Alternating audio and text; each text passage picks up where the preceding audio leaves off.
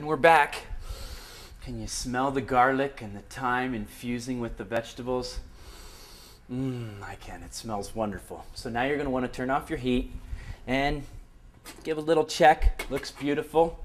Make sure and take your pot holders and take it off. And the best part about straining is it's all done. You take it out and look at it's all done. So you're going to want to take your pot. You're going to want to come over here. And I always like to set it on one of my pots, on one of my pot holders. Open her up. And you got the wonderful vegetables just coming and waiting to get out. And then you're going to want to take them and just arrange them on your plate like so. And the best part about it is you can take them and they don't even need any salt and pepper. They're wonderful. A little bit hot, but extra yummy. Enjoy.